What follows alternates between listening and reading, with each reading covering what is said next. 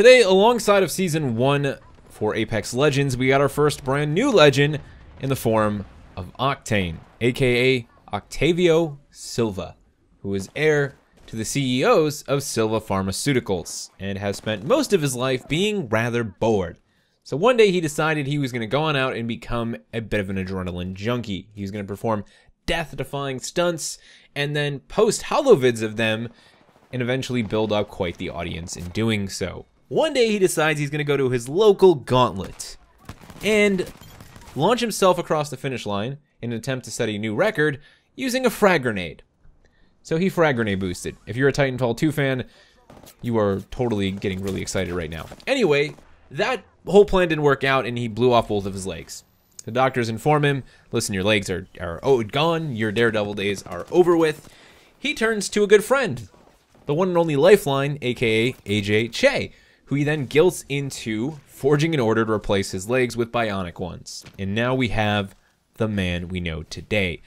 After receiving his bionic legs, he decided that simple adrenaline junkie rushes weren't enough, and he would enter the Apex games. I wanted to talk a little bit today about my first impressions with OCTANE. I got to play him for probably an hour and a half, 2 hours. We were all playing in a group together, kind of just taking turns with him. By the end of the session today, though, I had quite a few good moments in games with him, especially his ultimate ability, but as well as his tactical, his stim. So we're going to just run through his 3 abilities. I'm going to talk a little bit about my early thoughts on them, kind of my mindset for how to use them, how to get value out of them, and then we'll kind of just wrap things up with some final thoughts. So to start, we've got OCTANE's passive called Swift Mend. While not taking damage, OCTANE restores 1 health every 2 seconds. This isn't like exactly some crazy super powerful healing passive. It basically allows you to not have to top off with syringes. You know, there's a lot of those fights, a lot of those situations where you might have a 5% of an HP bar that needs to be healed, maybe even 10 to 15%. You could go ahead and use a syringe, but in the case of OCTANE, if you know you're not going to be in another fight immediately, like you're not dropping at Skulltown, or you dropped at Skulltown and you're pretty sure you killed all the groups, there was like 10 of them, but there might be more, you could then go ahead and just let that passive heal, let Swift Mend kick in and heal yourself as you move from one location to the next. It's always going to be risk and reward of like, oh, do I want to use this syringe? Do I not want to use this syringe? There's some value there. It's not as heavy as you might think, and I think in general, most of the passives for most of the champions kind of play out this way. I feel like the only character that has an excessively strong passive is Bangalore.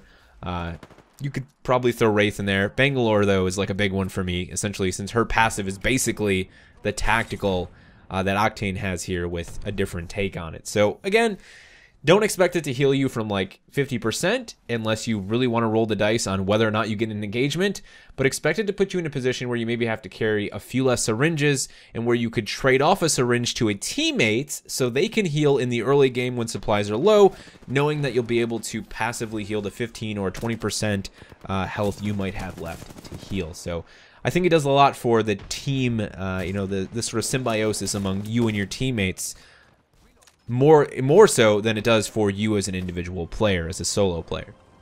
Let's talk tactical, which of course is the stim ability, which in this case functions as this. You move 30% faster for 6 seconds. It costs health to use it, but while active, OCTANE is affected less by attacks that cause slowdown, and it's only on a 2-second recharge. So you can use this thing as an extremely powerful getaway tool if you're willing to take that risk in chipping away at your health bar. Now, in my experience, you can have super low HP, pop this, it will not kill you. Although I have not been able to test exactly what will happen if you are at very low HP and you continue to spam stim. I'm not sure if it eventually just doesn't allow you to enable it based on how much HP you have left, or if you get diminishing returns and you can activate it, but it doesn't actually give you that speed boost. That's something that someone will have to experiment with, but it seems like it does not let you kill yourself. You can't pop it and then drain your health to 0 and get knocked out on the ground. So that is good to know. Now, this is, in a lot of ways, again, like Bangalore's passive. You're talking about a substantial speed boost on a character that has a pretty small hitbox. Using this in combat, going to be pretty valuable. You know, it's going to be up to you to decide when you should engage it, and obviously you're going to want to go ahead and combine it with things like AD strafing, or just in general moving from cover to cover point. You don't want to spam this and then stand perfectly still and let the people shoot you anyway. That's going to provide you no value. The idea here is to make yourself a harder target to hit, or to cover a large area, a large distance, in a much shorter period of time. Any one of those two things is the most obvious thing you might use Stim for. It's also great for disengaging. It's also great for pushing into engagements. You can combine it with your ultimate launch pad to just cover more ground more quickly. You know, use your Stim, use the launch pad, get that jump, bada boom, bada bing. Everyone's going to have, I think, personal preference for when Stim works best for them, but I do think early on, most players are going to abuse Stim, not get a lot of value out of it. I found myself pretty much up until the end, not really using it in combat as much as I probably could have. I still think I could be using it more. It's really not a big chunk of your HP. When you consider how much HP you're probably going to lose if you just stay in a fight straight out and do standard ADA strafing against somebody who has good accuracy, yeah, you're probably going to lose more doing that. More than you would if you just popped Stim, got that speed boost, were able to get that high speed strafing, and of course, as long as you can still hit your targets, you're probably going to lose a lot less health that way. So this is what I believe to be a very valuable tactic in combat. It's just a matter of managing it. You know, you definitely don't want to start pushing yourself down into like the 10, 15, 20, 30, 40% range of your HP pool if the other team is rocking, you know, anything that's going to one-shot you. So risk and reward, but I will say I like having that on-tap speed boost. I had quite a few instances where I was able to disengage from some pretty serious fights with it. It's definitely going to give you a lot of opportunities to turn a major combat failure around. You know, two teammates go down, you get heavily engaged, you Stim out of there, and maybe you're able to clutch it and bring it back. And I think at the end of the day, that's one of my favorite things about Apex and other battle royales is when they give us ways in which we can have those crazy fun clutch plays, those 1v3s. Speaking of which, let's talk a little bit about Octane's ultimate, the launch pad. It allows you to deploy a jump pad that catapults players through the air.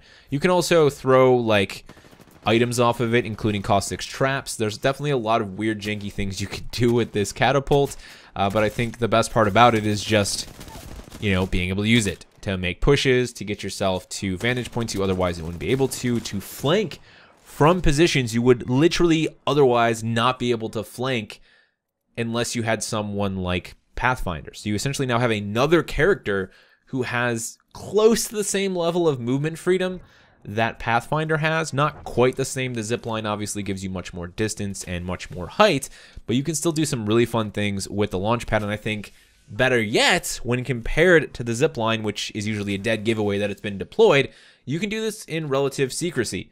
You can drop a jump pad, and while they might hear you bounce off of it, chances are it'll be too late before they realize where you came from. And if you got a Mastiff and you're packing a fistful of rounds like I was in this clip, well, then you might have an entire team wipe. It's definitely a very fun ultimate above all else, and I think the people who are going to get the most enjoyment out of Octane are the ones who can see the advantages here for the Stim and for the launch pad from a tactical perspective to outplay the other team, but also from a raw fun factor perspective. Do I really need to deploy Stim to rush the enemy team up this pathway right now? No. Am I going to do it because I know it's going to be a good time? Absolutely.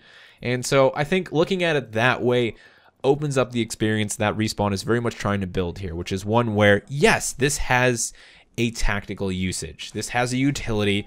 You can use it to be successful, but you can also use it to just have a lot of fun. And if you know you're in a situation where this might disrupt the enemy team, that might actually also be your best possible decision. So, Octane, ladies and gentlemen, I like him a lot. He's a really good character with a great little bit of background. I love the lore. I love how it's tied into Lifeline. He's fun. I mean, plain and simple, he is fun. I think when you look at a lot of the legends already available in the game, there's some level of questionableness to them as an actual useful tool. It's more about how creative the player wants to get with the tools that they're given with that legend. And some people find a way. If you like a legend enough, you'll find a way to play Caustic. You'll find a way to play Gibraltar, despite the disadvantages they have with their hitbox, despite the disadvantage they might have with certain abilities. People like the legends they like, and I think Octane is another great entry, another great opportunity to give people another legend they can connect with and that they can really enjoy. That's going to do it for me today, guys. Thank you so much for watching. Feel free to leave your first impressions on Octane right down in the comment section below, and I will see you in the next one.